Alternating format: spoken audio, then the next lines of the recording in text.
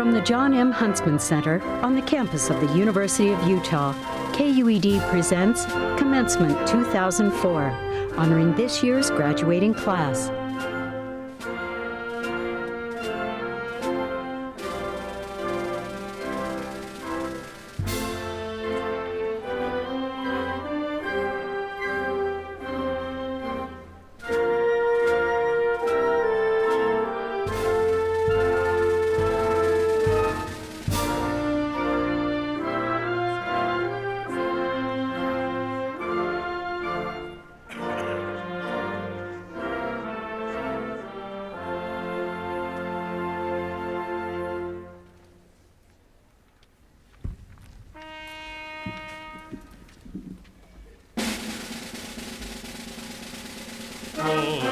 Can you see by the dawn's early light what so proudly we hailed at the twilight's last gleam, whose broad stripes and bright stars through the perilous fight for the ramparts we watched were so gallantly streamed, and the rockets' red glare, the bombs bursting in air, gave proof through the night that our flag was still there.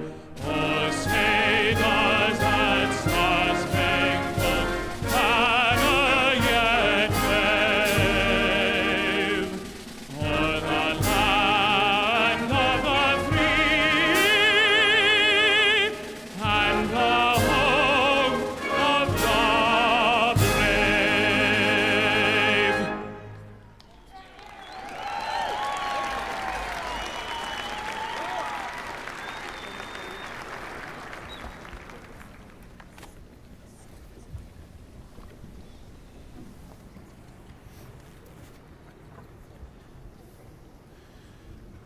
Good morning and welcome, everyone. We are here today to celebrate the culmination of this academic year and to recognize the academic achievement of this graduating class. The ceremony of commencement is as old as the ages, yet each year it offers a newness that is refreshing and memorable. As we begin the program, I would first like to recognize the special guests who are with us on the platform and ask that they please stand when I call their names. I will recognize them in groups, so will the audience please hold your applause until I have introduced all of our guests. And again, will the guests please remain standing during the introductions. First, I'd like to recognize Mayor Nancy Workman of Salt Lake County, Regents Darrell Barrett, William Edwards, David Grant, Jim Jardine, and Jed Pitcher, Rich Kendall, the Commissioner of the Utah System of Higher Education, presidents of other institutions of higher education in the state, Michael Bassis, President of Westminster College, Mike Benson, President of Snow College, Gregory Fitch, President of Utah College of Applied Technology, Cecil Samuelson, President, Brigham Young University, Ryan Thomas, President of the College of Eastern Utah. Also the members of the university's Board of Trustees, Jim McFarland, who's the chair of the trustees, Roger Boyer, Randy Dreyer, Hope Eccles, Jake Garn, Amy Hansen, Jeff Hilton, Adrian Johnson, and Gloria Wilkinson. Also treasurer to the university, Spence Eccles, President Emeritus Chase Peterson, the deans of the university's schools and colleges, and the directors of the Marriott Library, the Honors Program, and the Utah Museum of Natural History. Academic Senate President Andrew Gitlin, and finally the members of the Administrative Cabinet. Thank you all for being here with us today.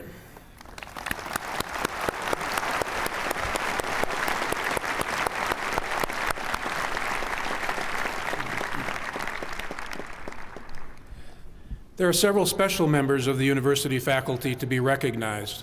Will they please stand as they are introduced. And again, please hold your applause until we've introduced all of them. Two faculty members who have this year been elected to the rank of Distinguished Professor. Dr. James P. Keener, from the Professor of Mathematics, and Dr. Jacqueline Osherow, Professor of English. One faculty member who has been selected as the University Professor for 2003-2004, that's Margaret Brady, Professor of English.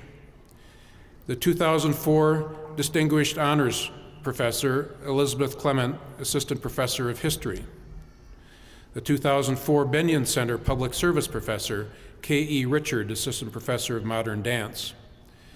The 6 faculty members who have received this year's Distinguished Research and Creative Award and this year's Distinguished Teaching Award. Would they all please stand? I would also like to recognize this year's outstanding public school teacher, Bonnie Dixon, who teaches special education at Westside Elementary in Springville, Utah. Please join me in recognizing these honored guests.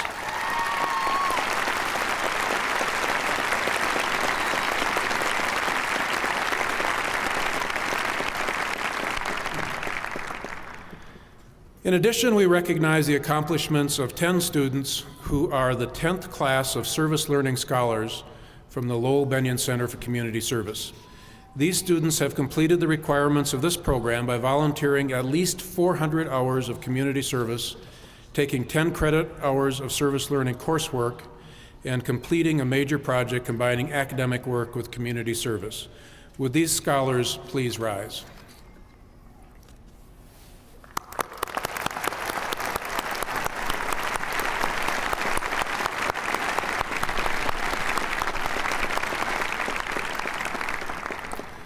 Also joining us today is a special group of university alumni who are revisiting the campus as part of their 50-year reunion. They have traveled here to be part of the ceremony as well as participate in their own program of activities. Welcome back to your university, class of 1954. You have honored the University of Utah with your loyalty and accomplishments. Will you all please stand and be recognized?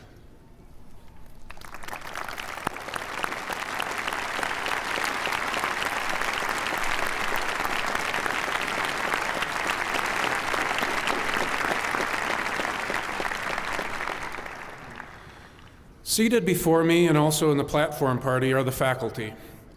It is their distinction in teaching, scholarly research, and service that makes us an outstanding university. Please acknowledge with me the fine work and dedication of my faculty colleagues. Will members of the university faculty please rise?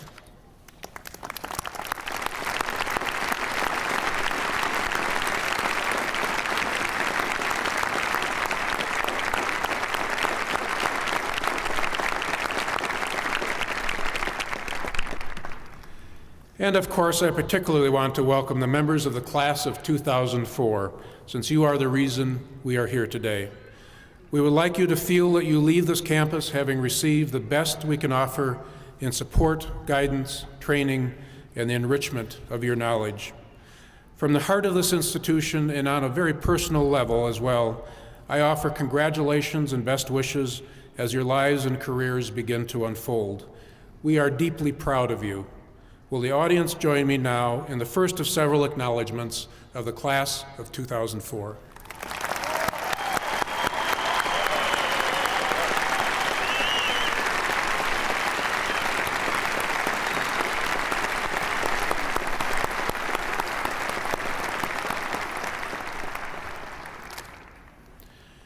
Dr. David W. Pershing, Senior Vice President for Academic Affairs and Distinguished Professor of Chemical Engineering, will now present the Distinguished Teaching and Distinguished Scholarly and Creative Research Awards for the 2003-2004 academic year. David.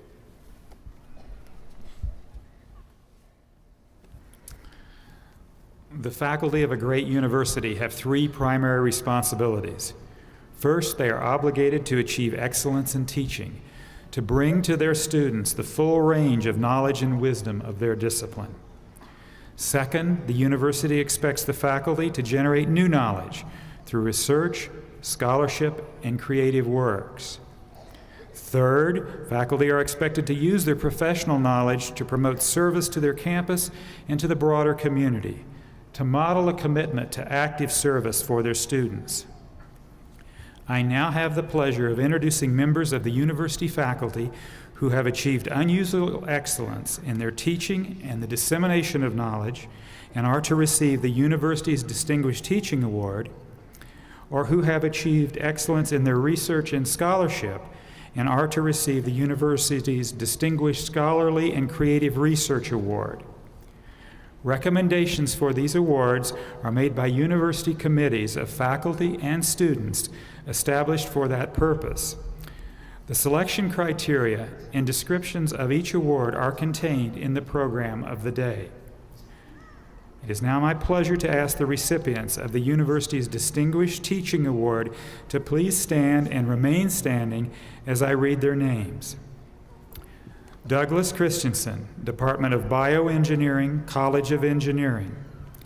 Howard Horwitz, Department of English, College of Humanities. Sandra Shotwell, Department of Theater, College of Fine Arts. David Timmey, Department of Biology, College of Science. Will the recipients of the university's Distinguished Scholarly and Creative Research Award also please stand as I read their names? John Hibbs, Department of Internal Medicine, School of Medicine. Henry S. White, Department of Chemistry, College of Science. Please accept the appreciation of your students, your colleagues, and your friends. Congratulations to all of you.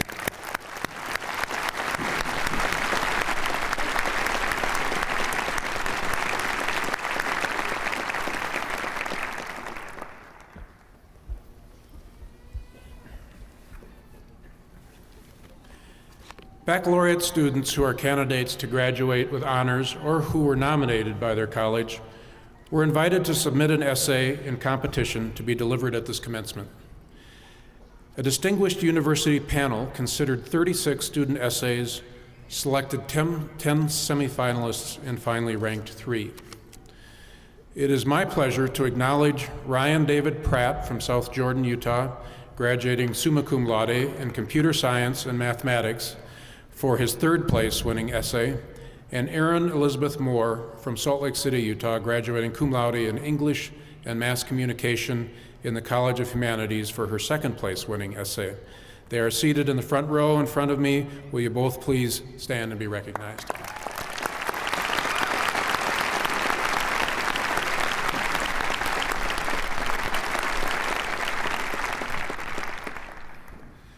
It is now my great pleasure to introduce James Van Dyke from Bountiful, Utah, graduating magna cum laude in English in the College of Humanities as the speaker selected to represent the graduating senior class.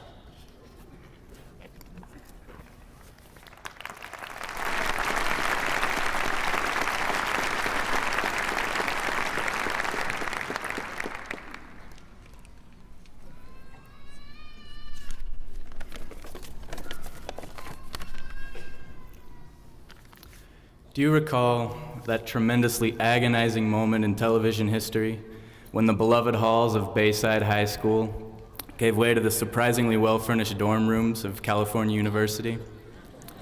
I remember it well. I was 12 years old and regarded the desultory new Saved by the Bell, subtitled The College Years, as an affront to all that was good and right in the world. At Cal U, there was no sign of Lisa Turtle's fashion sense, or Jessica Spano's proto-feminism. The previously undefeated A.C. Slater started getting his butt kicked in wrestling matches. And worst of all, despite his engaging charisma and dashing good looks, the great Zach Morris not only failed to impress his professors, but also began to strike out with the ladies. In short, college had ruined my childhood heroes, and I wondered why anyone would subject themselves to the crushing disappointments of university life. Not surprisingly, NBC canceled the new show after just 1 season. And yet, corny melodrama and horrendous theme song aside, I think the lessons of the Saved by the Bell transition became startlingly relevant to many of our lives.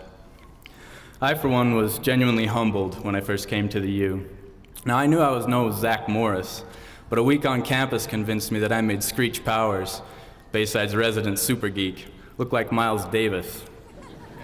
I was a complete unknown. I called my mom between classes. I even drove the family van to school. Kelly Kapowski wouldn't have touched me with a 10-foot pom-pom. Worst of all, I spent my entire first year undeclared. I knew that having a major meant knowing who I was and what I wanted and where I was going, and that without one, I was both hopeless and pathetic. Obviously, I'd internalized a lot of that Saturday morning melodrama. I became self-conscious and painfully introverted, challenging the notion that no man is an island. I scurried like a frightened puppy from class to class, searching frantically for my own elusive and exclusive purpose. Luckily, I got too caught up in my education to ever find it.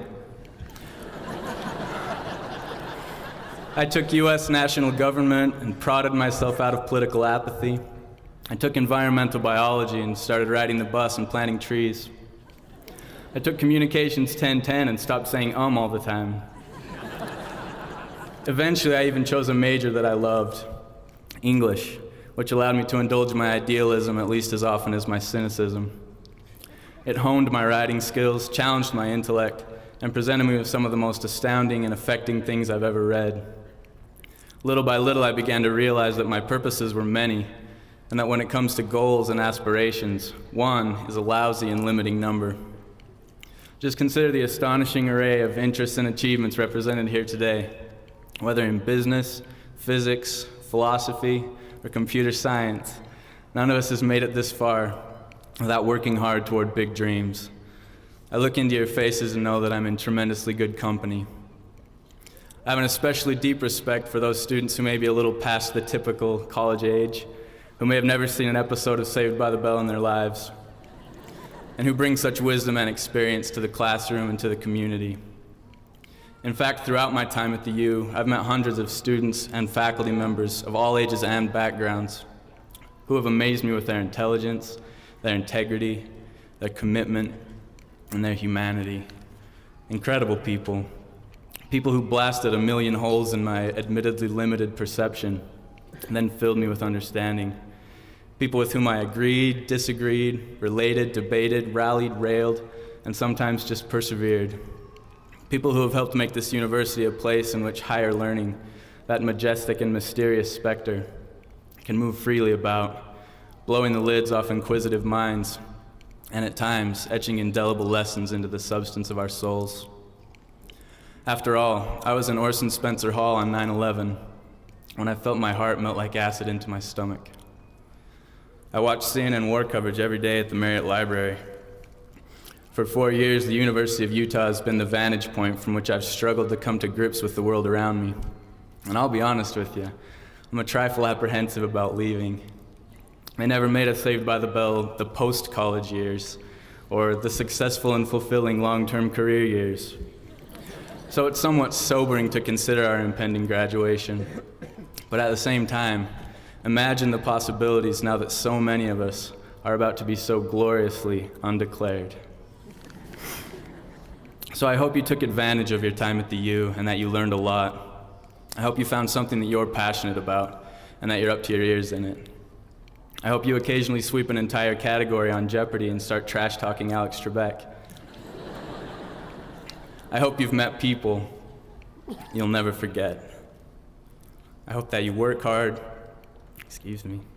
that you play hard, that you expect a lot out of life, and that you smile at yourself in the mirror knowing you've created a monster. I know I have. So congratulations, class of 2004. You've earned it.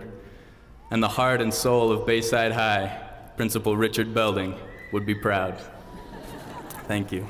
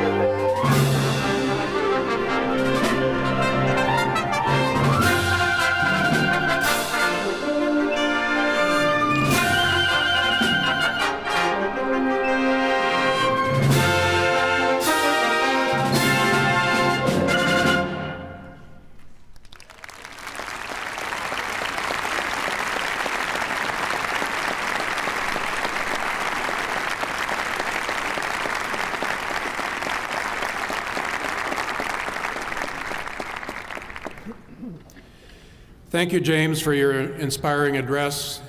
Even those of us who have never seen a single episode of Saved by the Bell could connect with your message. And thank you to the members of the University of Utah Wind Symphony under the magical baton of Professor Scott Hagan in our music department for providing our musical interlude. Each year on this special occasion, the University of Utah confers honorary doctoral degrees on men and women whose service to country, education, the professions, business, government, the arts, and good causes is of such high order and such significance as to warrant an honorary degree from the University of Utah. 6 persons will be presented for honorary degrees this morning. It is my pleasure to introduce Mr. James L. McFarland, Chair of the University's Board of Trustees, who will confer the honorary degrees.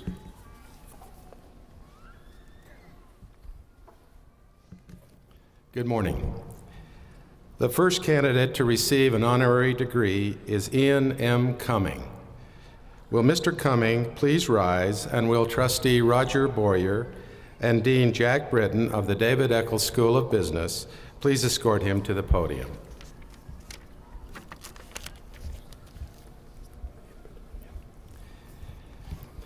In consideration of his profound generosity to the University of Utah, through significant contributions to the David Eccles School of Business, the Dolores Story Eccles Broadcast Center, the School of Medicine, the John A. Moran Eye Center, the College of Nursing, and University Hospital, for his expertise as a member of the David Eccles School of Business Advisory Board, the Utah State Board of Regents, and the University of Utah National Advisory Council, for his leadership as CEO of Leucadia National Corporation, and for his service to the Nature Conservancy and the 2002 Olympic Winter Games, the University of Utah, with the approval of its Board of Trustees, now presents Ian M. Cumming with the honorary degree of Doctor of Business, with all the rights, honors, and privileges thereto pertaining. Congratulations, Dr. Cumming.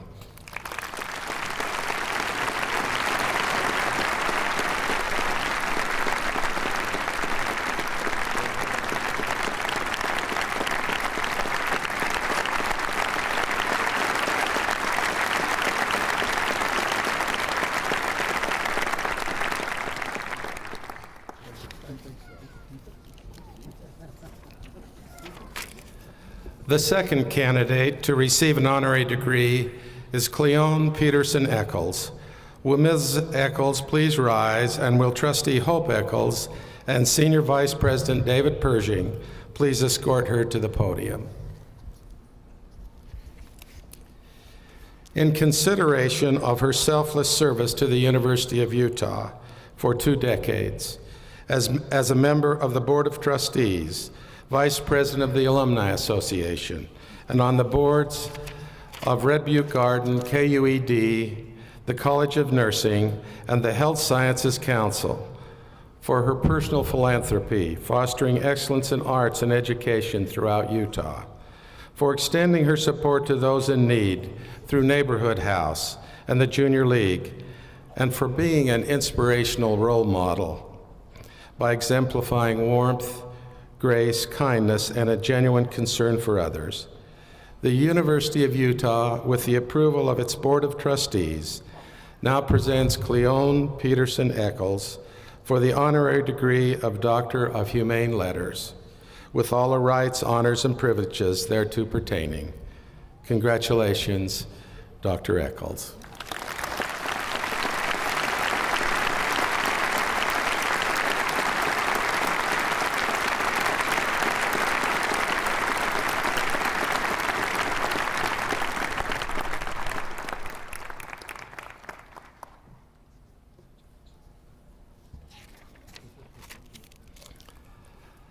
The third candidate to receive an honorary degree is H. Tracy Hall.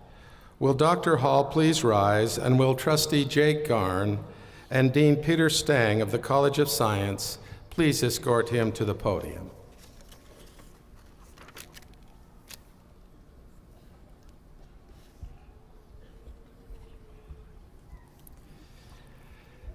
In consideration of his brilliant scientific work as the first man to convert graphite into diamond, developing the process and equipment for the commercial production of man-made diamonds worldwide, for his considerable contributions to the field of chemistry through his studies into chemical reactions at ultra-high pressures and ultra-high temperatures, for the significant impact his inventions have had on industry and economic development in Utah and throughout the world.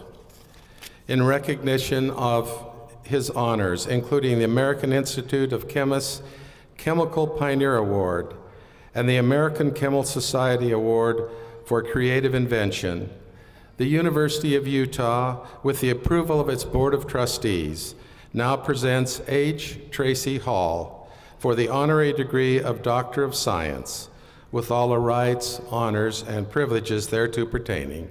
Congratulations, Dr. Hall.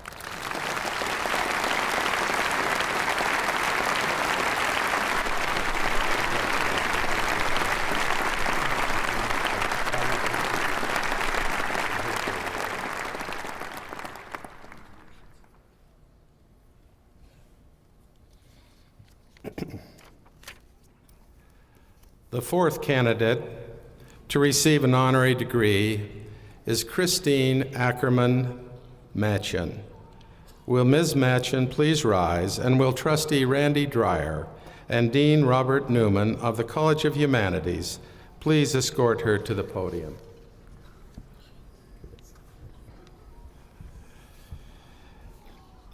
In consideration of her significant contributions to the University of Utah, including service on the Fine Arts Advisory Board, the Hospital Foundation, the Red Butte Garden Advisory Board, the Benyon Center Advisory Board, and the President's Commission on the Status of Women, as a host of numerous dignitaries and organizations on behalf of the university, for her work to benefit the state of Utah through such groups as the Coalition for Utah's Future and Utah's Women Forum, and for her 28 years of caregiving in the field of neonatal nursing.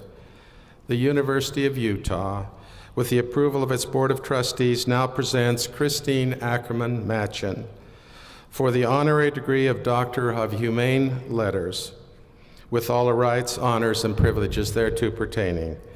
Congratulations, Dr. Machen.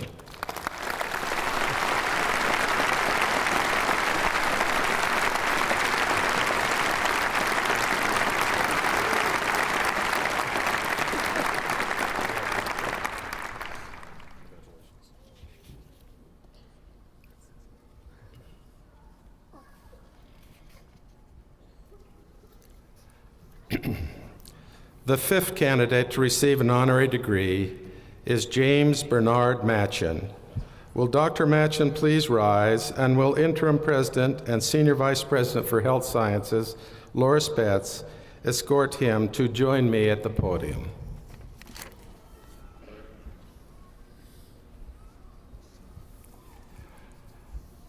In consideration of his dedicated leadership of the University of Utah as president from 1998 through 2003, marked by a commitment to academic excellence, increased diversity, the university's sesquicentennial, and the 2002 Olympic Winter Games, for his longtime service to higher education, including his current work as president of the University of Florida, and for his commitment to education's civic purposes as chair of the National Board of Campus Compact, for his contributions to the field of dentistry's diplomate of the American Board of Pediatric Chemistry, fellow of the American College of Dentists, and president of the American Association of Dental Schools.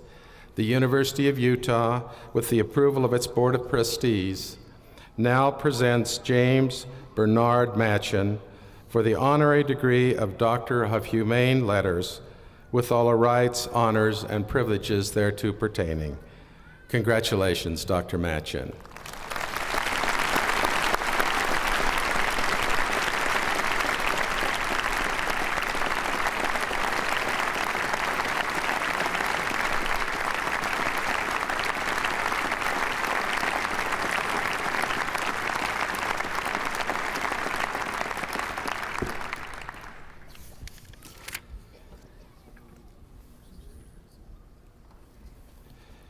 The sixth candidate to receive an honorary degree is Tom Ridge.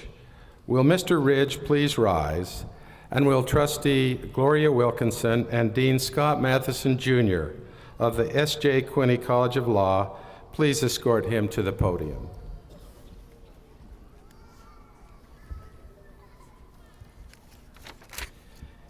In consideration of his extraordinary service to the United States, currently as Secretary of the Department of Homeland Security, responsible for developing, coordinating a comprehensive strategy to strengthen the country against terrorist threats or attacks, and previously as a member of Congress from 1982 to 1994, and as an infantry staff sergeant in the Vietnam War, earning a Bronze Star for Valor, and for his dedicated contributions as a public servant in the state of Pennsylvania, serving as governor from 1995 to 2001, and prior to that as assistant district attorney in Erie County. The University of Utah, with the approval of its Board of Trustees, now presents Tom Ridge for the honorary degree of Doctor of Laws, with all the rights, honors, and privileges thereto pertaining. Congratulations, Dr. Ridge.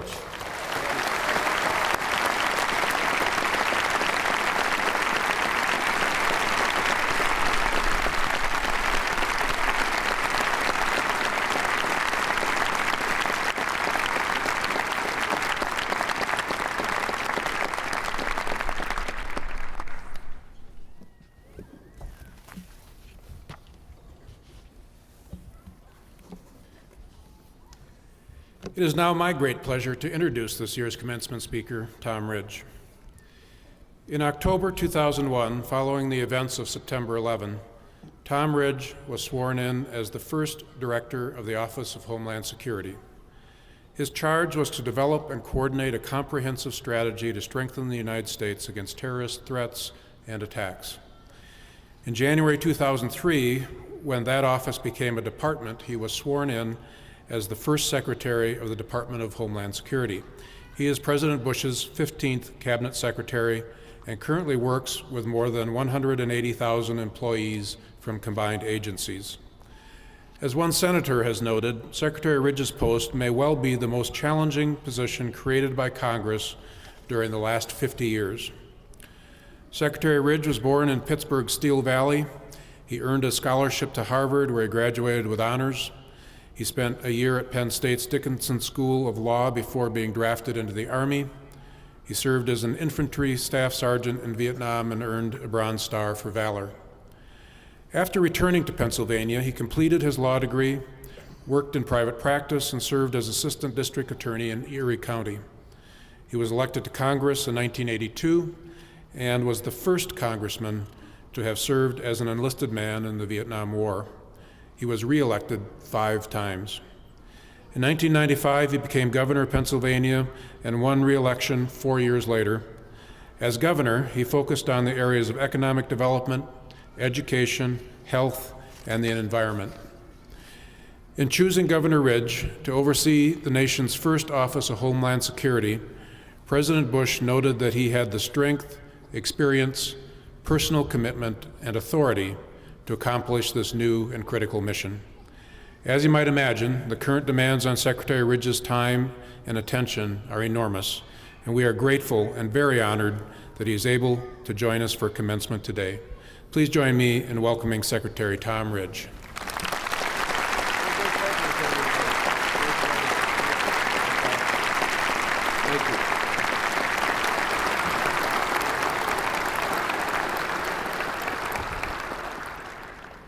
Thank you, President Betts, for that very generous introduction. Thank you very much for your very warm welcome. To you, Mr. President, to the Board of Regents, to my fellow honorees with whom I'm privileged to be associated, with the distinguished faculty and trustees, family and friends all about, and most especially, excuse me, to the University of Utah's class of 2004. Thank you for your warm welcome. Thank you for this honorary degree. Thank you for inviting me to be part of this wonderful day of celebration. It's really a pleasure to be with you this morning. The thought occurred to me, had I been an undergraduate here, getting up every morning, looking at the beautiful, majestic surroundings, I would have probably taken a lot longer than 4 years to get through school. So I really commend the class of 2004.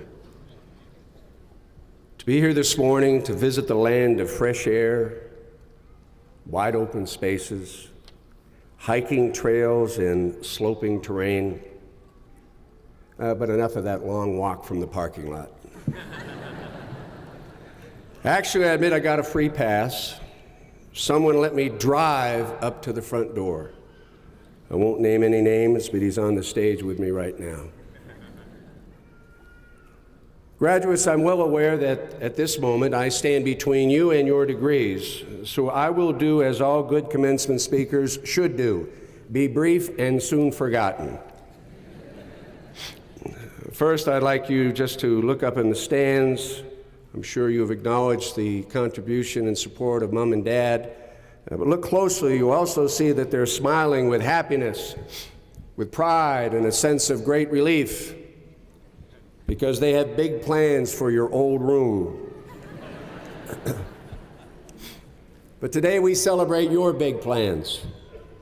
Hard work, as James has so beautifully stated, so humorously stated, has culminated in achievement, and now a springboard to a future of vast opportunity in a world that awaits both your name and, frankly, a world that awaits and needs your contributions. Teddy Roosevelt once said, "Far and away, the best prize that life offers is the chance to work hard at work worth doing." Now, work worth doing has a broad definition, but a meaning with a common thread. The best prize in life to our 26th president meant service to a cause greater than self, no matter what your chosen field of endeavor. Then as now, I think the prize is a passion, it's a pursuit, it's an unyielding desire to place a thumbprint on the clay of history and shape it for the betterment of a future. The prize is not setting yourself apart through celebrity and fame, but rather in holding your communities and your country and your world together, particularly when it needs you most. Now, adversity challenges every generation, and yet far sooner than your parents, and certainly I would have liked, you learned that lessons during your wonder years, the hard way. You learned that lesson by experience. Now, for my parents, adversity came with the attack on Pearl Harbor. The challenge was the test of will and patience and sacrifice that defined World War II. And on a day of infamy, the nation was shaken and shocked by its vulnerability and quickly stirred to extraordinary effort, bringing new workers to assembly lines and new weaponry to the battlefield. For the next generations, adversity came with the advent of the Cold War. And the challenge was the long but necessarily calm and commitment of free nations that unraveled the oppression of communism as it took its last collective breath in the rubble of the Berlin Wall. The adversity of September 11th, 2001, and the challenge of the war against terrorism is a test unlike any other, unspeakable, unimaginable to any of us before that tragic day. Many of you gathered at the Union that morning to hear the news of nearly 3,000 lives lost. In seeming slow motion, the Twin Towers fell, the Pentagon burned, the passengers of Flight 93 made their heroic goodbyes, and then, just for a moment, the world stood still. It is characteristic of a free people, even to this day, that we find it difficult to comprehend the motivation behind the means. Yes, life in the minutes and months after 9/11 quickly became a civics lesson as we tried to summon our best efforts to our children's wide-eyed questions. Why? Why us? Why now? But how could we who value liberty wrap our minds around one of the greatest shames of civilization, an act of sweeping inhumanity embedded in the deepest ignorance and dismissal of the sanctity of life and communion and diversity and freedom? Now, great tragedies ask many things of our leaders: commitment, compassion, confidence, political courage, and faith. And our president evoked them all. In the earliest days following the attacks, he grasped the gravity of the moment and laid out the magnitude of the task. His leadership came on three levels where it was needed most. First, he consoled. With great emotion and compassion, the National Cathedral echoed with the great words and full heart of a man who summoned his faith and steadied a nation in grief. Second, in the days ahead, the president reminded us who we are. We are an open, welcoming nation of immigrants that would and did, with his leadership, offer an outstretched hand of reassurance to Muslim Americans, basically to 1/5 of all humanity, the Muslim community around the world. Our enemy is not a peaceful religion. Terrorists speak for no one but evil. And evil, as our Commander-in-Chief made clear, would swiftly and surely be answered. And third, and so very important in those early weeks after the attacks, the President gave us the gentle nudge we so desperately needed. The message that it was okay, and indeed necessary, to get back to the business of being Americans. And what is more American than the October Classic? Baseball. The World Series was in New York City. And with the words of Todd Beamer's "Let's Roll" still fresh in our national heart, the President wisely said, "Play ball." And it was then that an opening pitch became more than it ever was, a message to friend and foe alike that a way of life so unquestionably bound to freedom and progress and hope cannot be derailed by anyone, not in these United States of America. Now, to be sure, we have come a long way from the days when warfare was laid out with pushpins on a map and the theater of war last touched American soil. While terrorism is not a new phenomenon, we must recognize that in the 21st century, it is different. From 9/11/2001 in America to 3/11 of this year in Madrid, Spain, we have seen the damage wielded by those who make the loss of life their number one goal. We have witnessed the brutality of people whose arms are crossed so tightly in defiance they cannot free themselves from the hatred that could instead be hope for a better life, the intolerance that could instead be an invitation to a diverse and global community, the fear of change that could instead be the first footsteps toward economic opportunity and a better future. Such entrenched and irrational ideology resides figuratively and in some cases literally in a cave, and is difficult to change, as centuries of terrorism have shown. But in our century, in our time, the message to terrorists have changed. It has never been more clear and sure, and a country's response has never been more decisive. As the President has said, America will not abdicate its freedom and security to anyone, ever. Instead, as many an enemy has discovered, we will meet the threat of terrorism in the fullest throttle of response wherever it seeks to hide, be it on foreign soil or on our own. 3 weeks from now, our nation will honor the veterans of previous wars. But today, let us honor those who at this very hour are fighting around the world in the war against terror.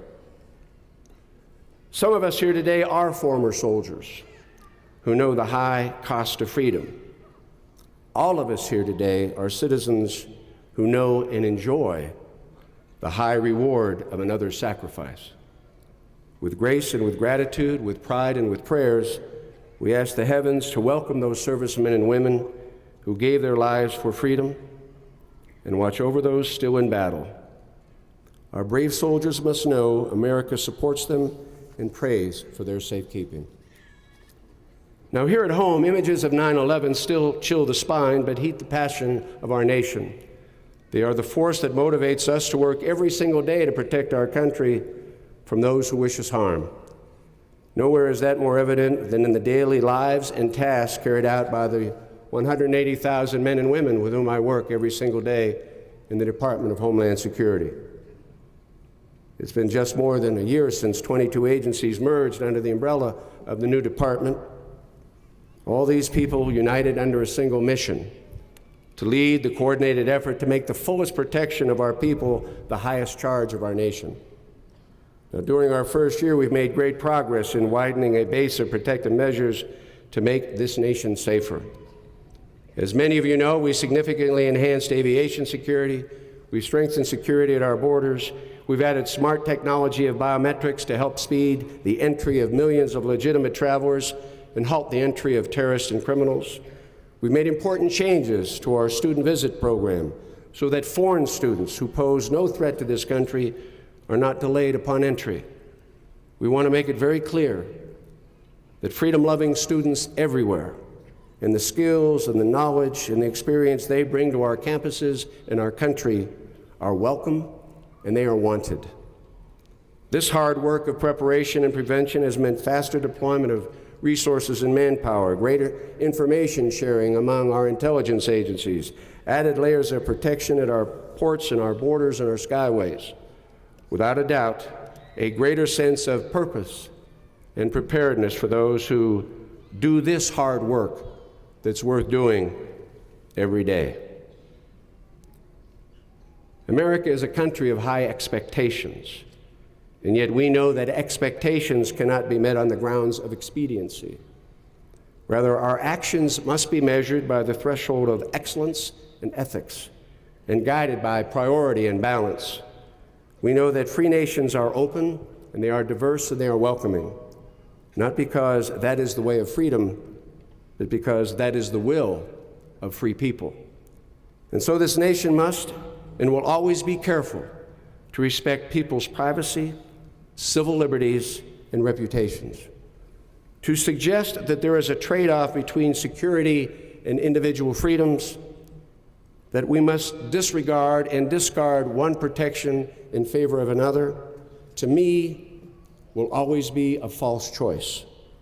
You do not defend liberty to forsake it.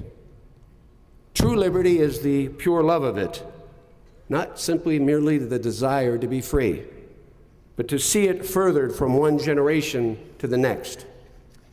It is this like-mindedness among generations of Americans, this mutual commitment to an ideal that has advanced a whole new philosophy of how we secure our country, a philosophy of shared leadership and shared responsibility.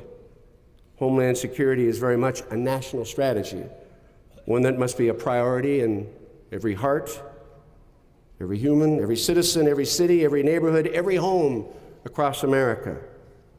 And perhaps more than anything, keeping America safe and free in the 21st century is about the integration of a nation.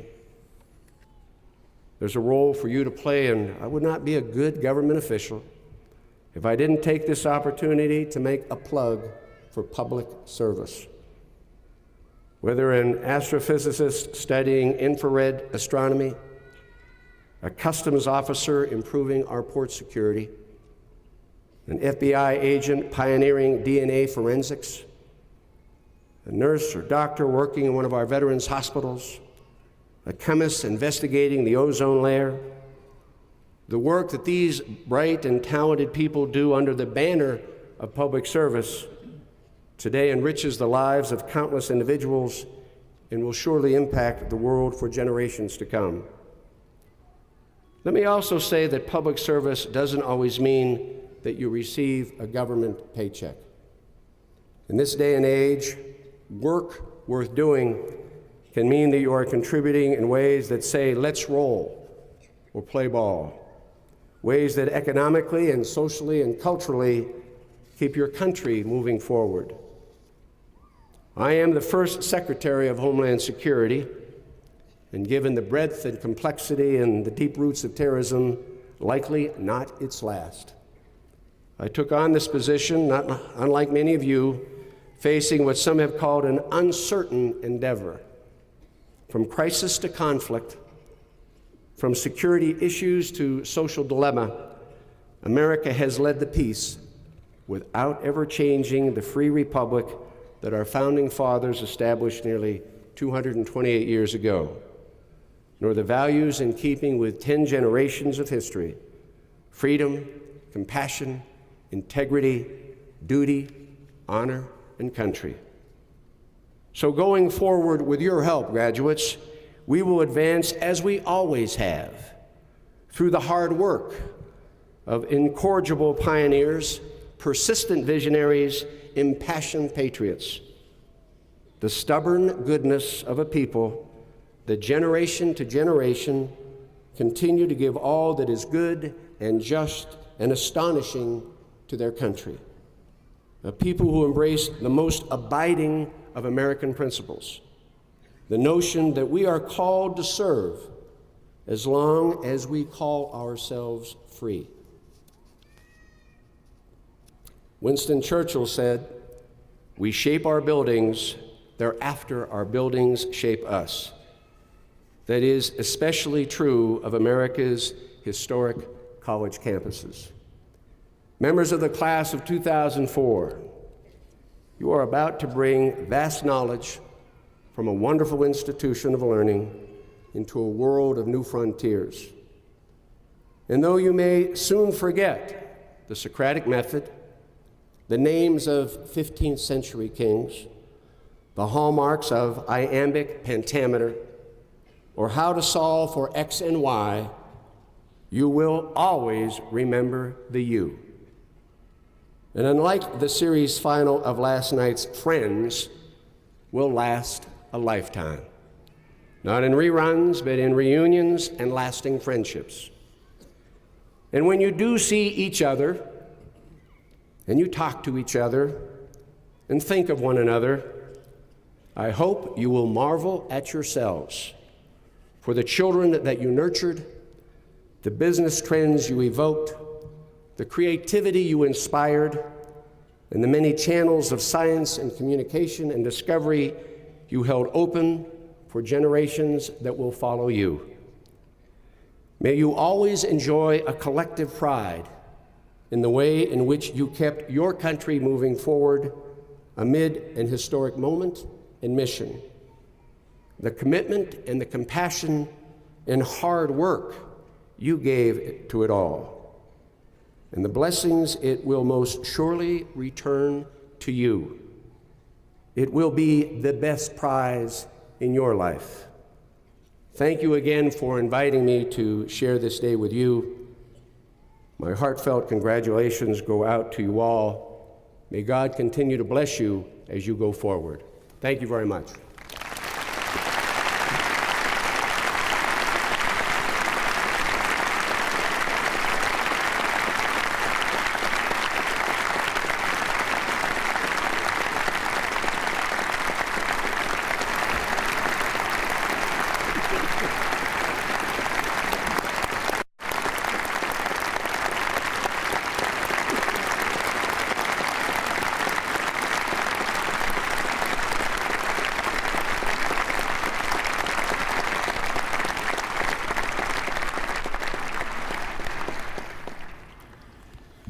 Thank you, Secretary Ridge, for your inspiring address. We all thank you for your diligent public service. We shall now proceed with the conferral of degrees. While the size and scale of this ceremony precludes presenting diplomas personally to each graduate, we take this opportunity to make evident our pleasure and pride in the achievements and successes of the graduating students we honor today. Dr. David S. Chapman, Associate Vice President for Graduate Studies and Dean of the Graduate School, will present the candidates for graduate degrees. We ask the candidates to stand as they are acknowledged and to remain standing until all have been presented. President Betts, on behalf of my fellow deans in 15 colleges, it's my honor and distinct pleasure to present the candidates who are to receive doctoral degrees, the highest academic degree offered by our university system. The degrees are the Doctor of Philosophy, PhD, Doctor of Education, and Doctor of Pharmacy in the colleges of Business, Education, Engineering, Health, Humanities, Mines and Earth Sciences, Nursing, Pharmacy, Science, Social and Behavioral Science, and Social Work. Will the doctoral candidates please proudly stand?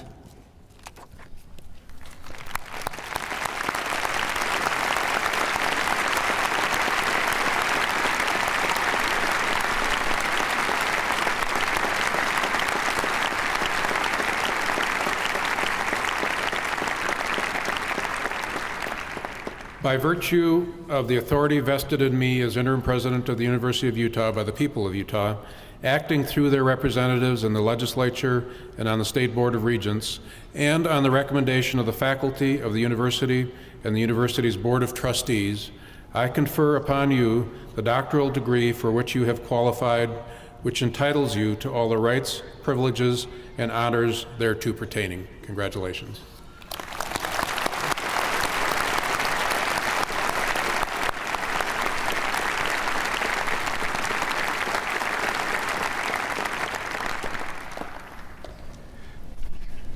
President Betts, again on behalf of my fellow deans, it's my honor to present the candidates who are to receive master's degrees. The degrees include Master of Arts in Teaching, Master of Architecture, Master of Business Administration, the MBA, Master of Professional Accountancy, Master of Education, Master of Engineering, Master of Fine Arts, Master of Music, Master of Physical Therapy and Master of Occupational Therapy, Master of Public Administration, Master of Science, Master of Statistics, Master of Social Work, Masters of Philosophy, the MPhil, and this year we have the first candidates for a new degree approved 2 years ago by the Board of Regents and who have produced the first graduates in the Professional Masters of Science and Technology. Would the candidates for master's degrees please stand?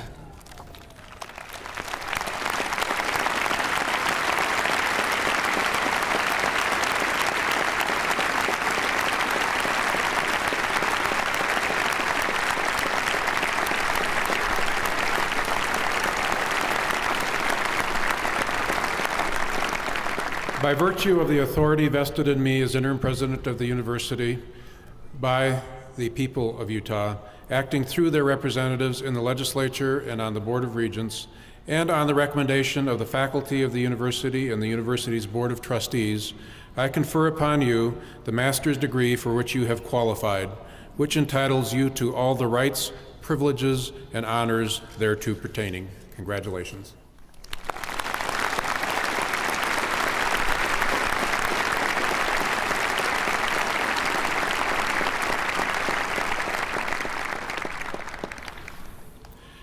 Dr. Richard Sperry, Associate Vice President for Health Sciences, and Dr. David Pershing, Senior Vice President for Academic Affairs, will present the candidates for bachelor's degrees. President Betts, it is my honor and my distinct pleasure to present to you the candidates from the College of Health, the College of Nursing, and the College of Pharmacy who are to receive the degrees of Bachelor of Arts, Bachelor of Science, and Bachelor of University Studies. Will the candidates please stand? President Betts.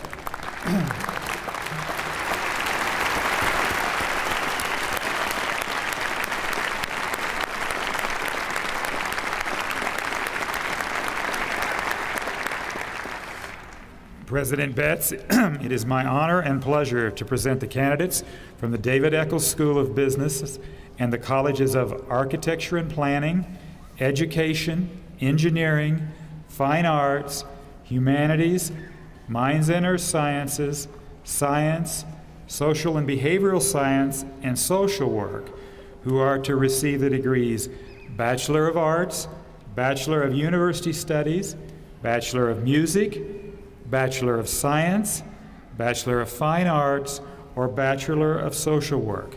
Will the candidates please stand?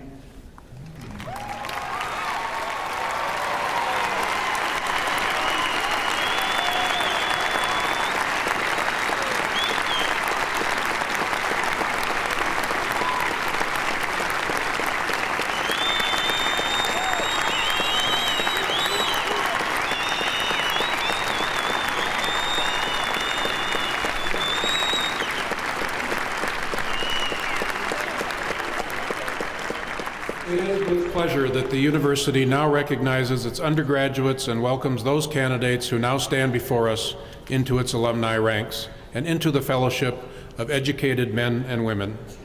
By virtue of the authority vested in me as interim president of the University of Utah by the people of Utah, acting through their representatives in the legislature and on the State Board of Regents, and on the recommendation of the faculty of the university and the university's Board of Trustees, I confer upon you the baccalaureate degree or certificate for which you have qualified, which entitles you to all the rights, privileges, and honors thereto pertaining.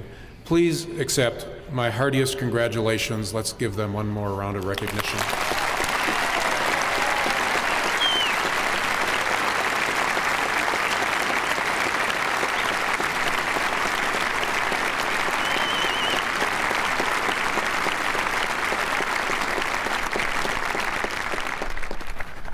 Commencement ceremonies for the College of Law will be held on Friday, May 14th, at which time 147 men and women will receive the degree Juris Doctor and Master of Laws. Commencement ceremonies for the School of Medicine will be held on Saturday, May 22nd, at which time 294 men and women will receive the degrees of Doctor of Medicine, Doctor of Philosophy, Master of Philosophy, Master of Physician Assistant Studies, Master of Statistics, Master of Public Health, Master of Science, Bachelor of Science, and Bachelor of University Studies. This concludes the conferral of all certificates and degrees by the University of Utah in this, the 155th year of its founding, on the occasion of the university's 135th commencement. Congratulations to those who have now graduated for their honors and achievements which give life to these ceremonies. Everyone, please join me once more in recognizing their accomplishments.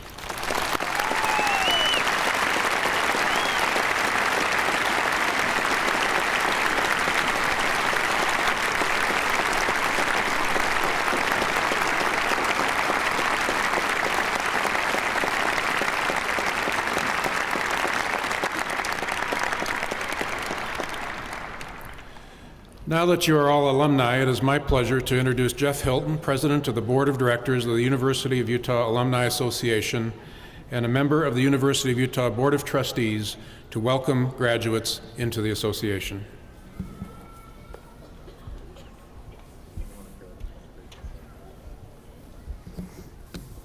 Good morning. On behalf of the Alumni Association, I'm pleased to welcome you, graduating class of 2004, into the ranks of University of Utah alumni.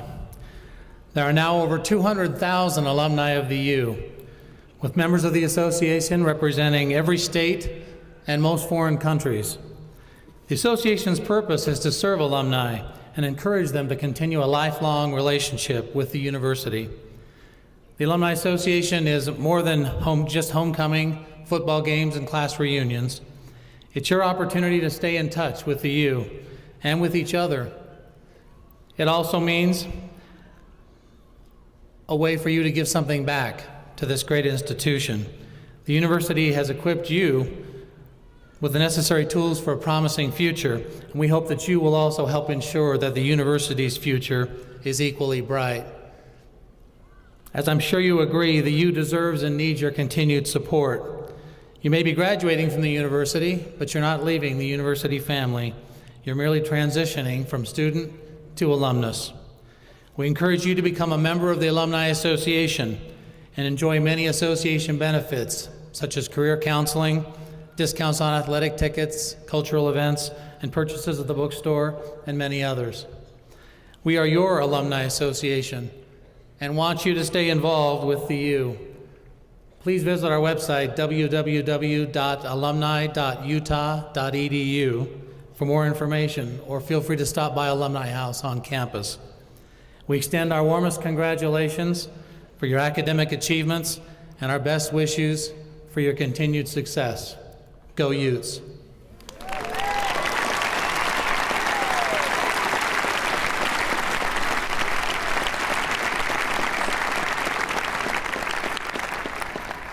Thank you, Jeff. Each year at commencement, the university president has the privilege of announcing the annual recipient of the Rosenblatt Prize for Excellence. Your commencement program provides background on the Rosenblatt Prize, a $40,000 endowed award that honors excellence in teaching, in research, and in administrative efforts. The Rosenblatt Endowment was created in 1983 by Joseph and Evelyn Rosenblatt and their family to honor Joseph's parents on the 100th anniversary of their emigration to Salt Lake City. Joseph and Evelyn were active and generous volunteers for many Utah organizations, including the University of Utah. The university was saddened to learn of Evelyn's death just last week. Always gracious and giving, Evelyn's devotion to the community and to the U will be felt for generations to come, especially by all of us here at the university. Her family's support of the endowment for the Rosenblatt Prize is just one more indication of her longtime commitment to the U, and we are honored to be able to pay tribute to her and to Joe through this prize. The Rosenblatt Prize is the university's highest award for excellence. The prize committee, made up of a group of distinguished faculty members, recommends final candidates for the award. By the terms of the endowment, the president makes the final selection. My selection this year is someone who has more than achieved the standard of excellence in the three areas the Rosenblatt Prize honors: teaching, research, and administration. He is a role model to his students, giving each of them the gift of his time and his high expectations. He is a brilliant researcher, a leader in the field of semiconductor materials, and his broad vision and administrative leadership have led to the continued growth and prosperity of the College of Engineering. He is an alumnus of the university, having received his bachelor's degree here in 1964. He received his master's and PhD degrees in material sciences from Stanford University. He is currently a distinguished professor of electrical and computer engineering and material science and engineering. He has achieved international prominence for his work in developing a particular class of semiconductors which have become critically important in the areas of fiber optic communication systems and solar cells. He is considered a pioneer in his work on light-emitting diodes in order to develop a more energy-efficient, longer-lasting light source. His colleagues around the world have said that his original and creative work is at a stellar level, and called one of his books head and shoulders the best in the field. In 2001, he was elected to the National Academy of Engineering, one of the most prestigious academic honors. He has received the Humboldt U.S. Senior Science Award, the Utah Governor's Medal for Science and Technology, and the university's Distinguished Research Award. He twice served as chair of the Department of Materials Science and Engineering and served as dean of the College of Engineering from 1998 to 2003. Under his leadership, the college prospered, and his university colleagues say he is extremely supportive, a role model for what a leader should be, with the ability to motivate those around him. He continues to work with many students as part of his research group, and as one noted, he is the best teacher under whom I have studied. I could go on, but perhaps one of his national colleagues said it best by calling him the embodiment of academic excellence and leadership. For his exceptional research and his lasting contributions to his field and to the University of Utah, it is my distinct pleasure to present the 2004 Rosenblatt Prize for Excellence to Dr. Gerald Stringfellow. Jerry, would you please come forward and receive this well-deserved recognition?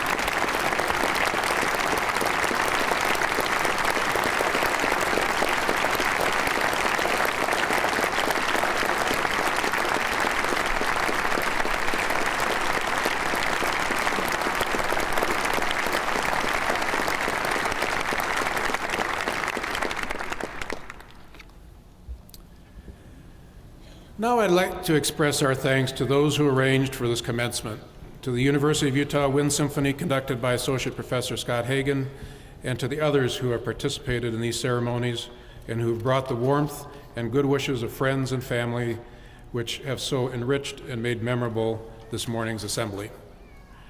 Perhaps those of you graduating today would wish now to join with me to express, by way of your applause, appreciation for the support and encouragement and help received from parents, spouses, children, families, friends, staff, faculty, and the University Governing Board during your years of study here at the University of Utah.